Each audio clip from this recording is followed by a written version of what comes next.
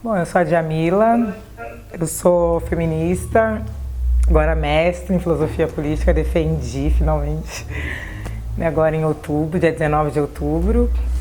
Na minha pesquisa estudo também algumas filósofas, que foi um caminho difícil, né? Porque nos meus 4 anos e meio de graduação em filosofia eu não estudei nenhuma filósofa, né? Então eu tive que fazer trabalho dobrado, né? Estudar disciplinas obrigatórias e estudar por fora aquelas filósofas que eu queria, né? Então a área da filosofia ainda é uma área extremamente masculina.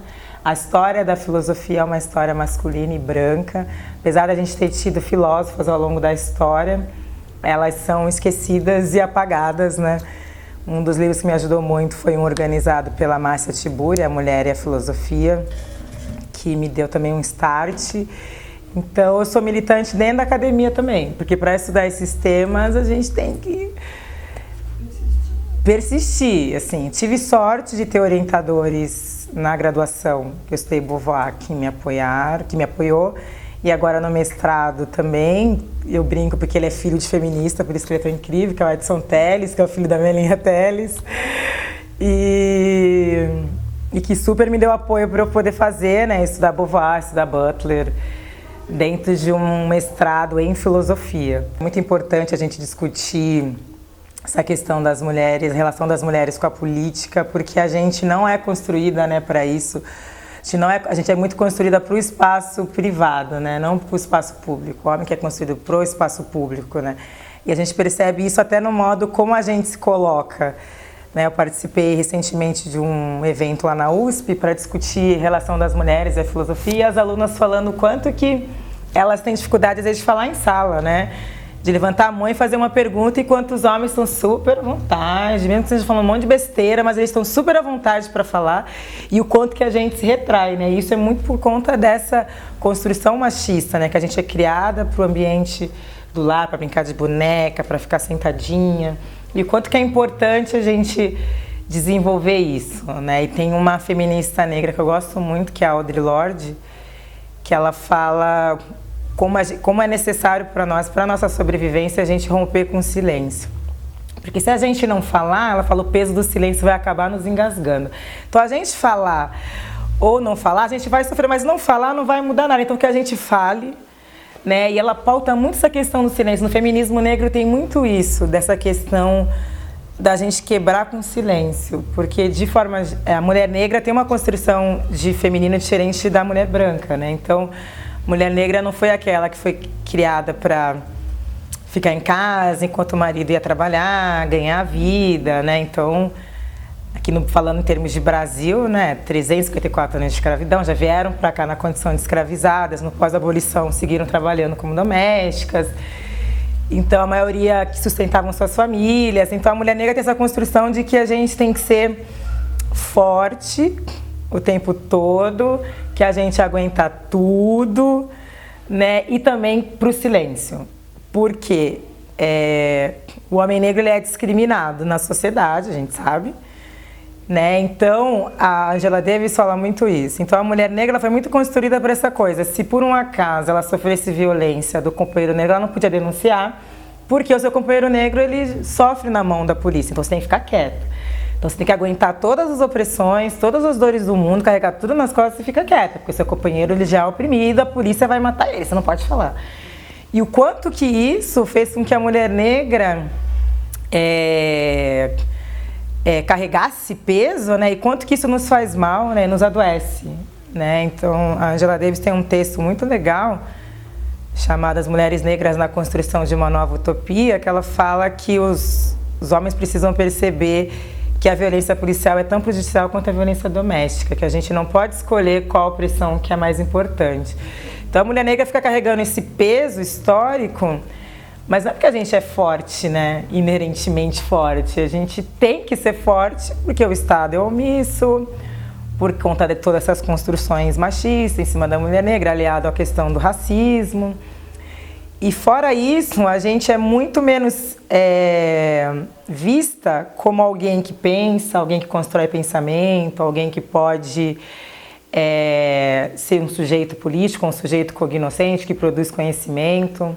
Tem uma outra feminista negra, uma teórica que eu gosto muito, que é a a Bell Hooks, tem um texto dela chamado Intelectuais Negras, que ela fala o quanto que a mulher negra é vista muito pelo campo da emoção e do corpo.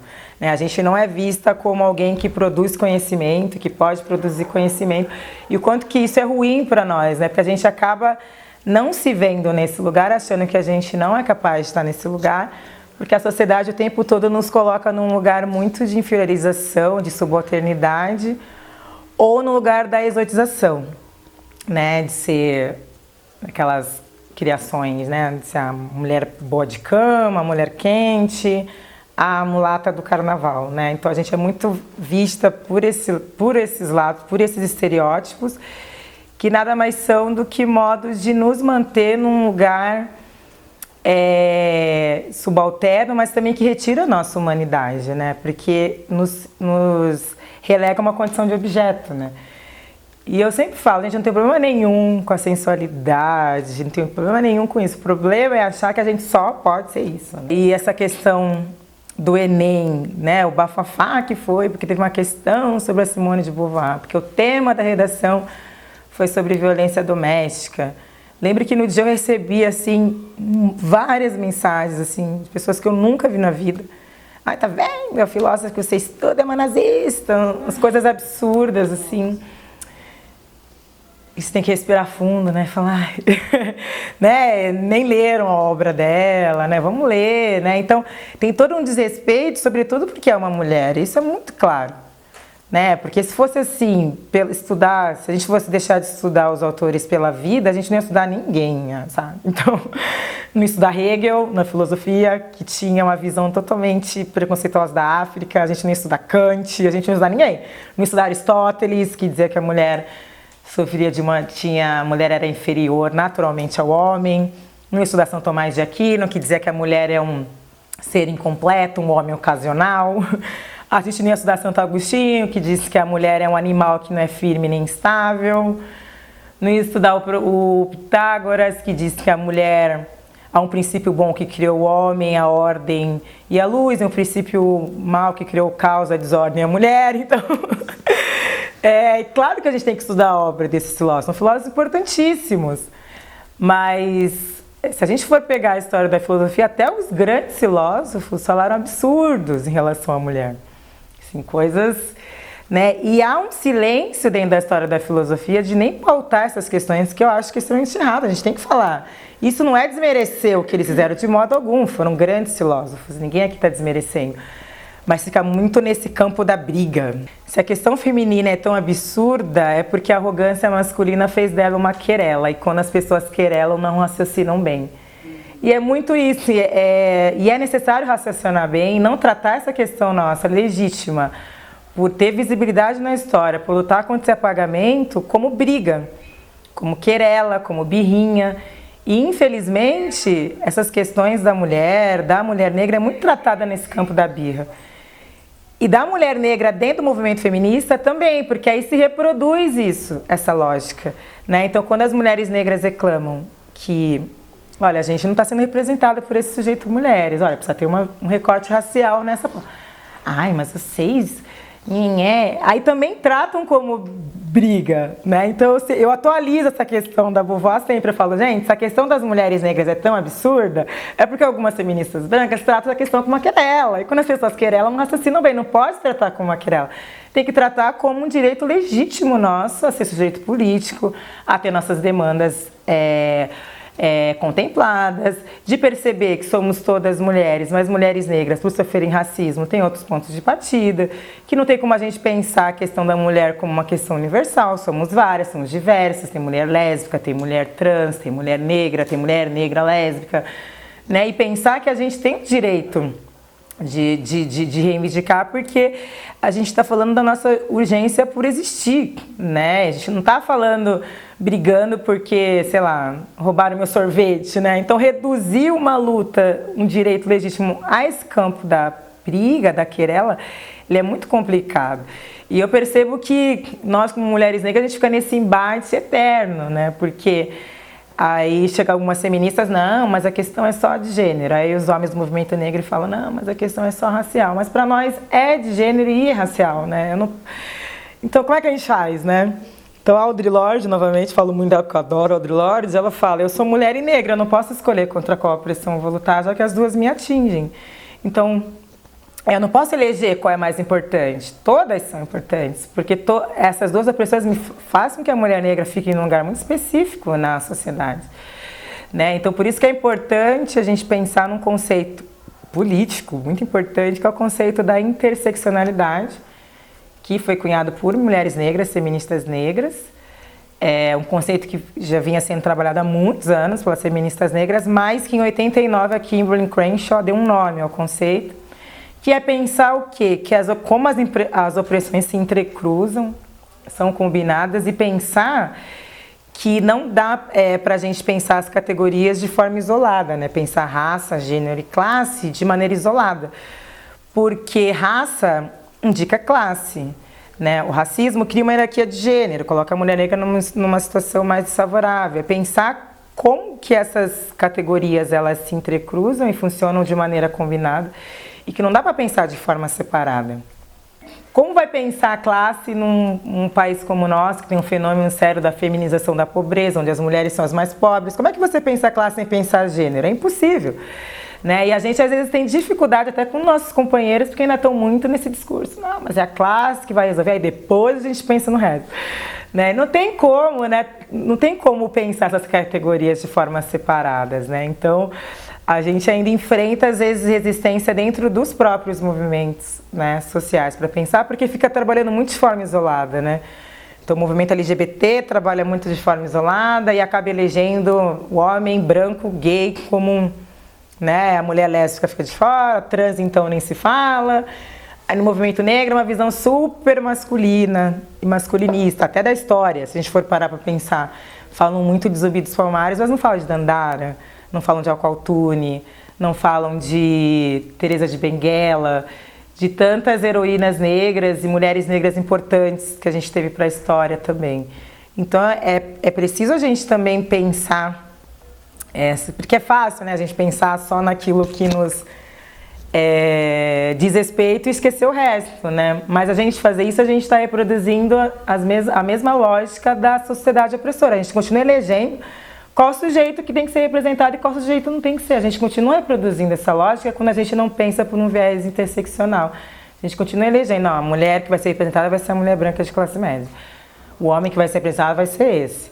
O homem branco gay é que vai ser representado. Se a gente não tivesse esse olhar, né? E a Audre Lorde, ela, num texto chamado Não Existe Hierarquia de Opressão, ela fala uma coisa muito interessante, que a questão racial devia ser uma causa gay, porque existem homens negros gays, existem mulheres negras lésbicas, deveria ser uma questão, lutar pela questão racial também, da mesma forma que a questão LGBT deveria ser uma questão do movimento negro, da mesma forma que devia ser uma questão do movimento feminista, porque existem mulheres lésbicas, e como que a gente se separa em grupos, e esses grupos que combinam opressões acabam ficando de fora, né, desse espaço, às vezes até dessa luta para ser sujeito político.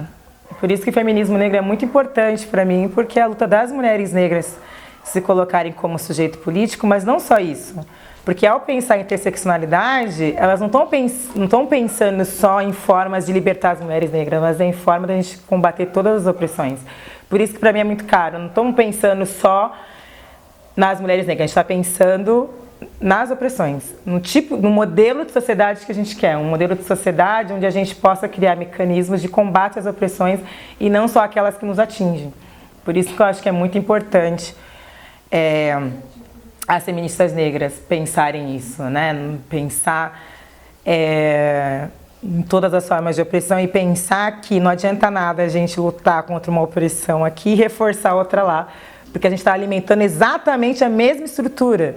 Né? É muito engano achar que a gente está avançando. A gente não vai conseguir uma mudança radical da sociedade enquanto a gente continuar nesse sistema de lutar aqui, mas reforçar aqui. Né? E ela fala assim, né? Essa mesma força que você está usando, a Audre Lorde fala, não existe hierarquia de opressão, para me destruir, não vai demorar muito, essa mesma força vai virar para destruir você. Né? Então, você é mulher branca, mas você é racista, mas você é mulher. Você está usando essa força para me discriminar enquanto negra, mas essa mesma força vai voltar contra você porque você sofre machismo. né? Porque você é vítima do machismo. Então, esse mesmo poder que você está usando para me destruir também vai te destruir, né? Então, a gente tem em mente que não adianta nada a gente continuar com esse tipo de modelo, né? Porque a gente avança, retrocede, avança, retrocede, avança, retrocede. E não consegue uma mudança mesmo estrutural, uma mudança mais radical, mais fundamental mesmo. Porque a gente ainda pensa pela lógica das estruturas, né? A gente não consegue pensar para além delas.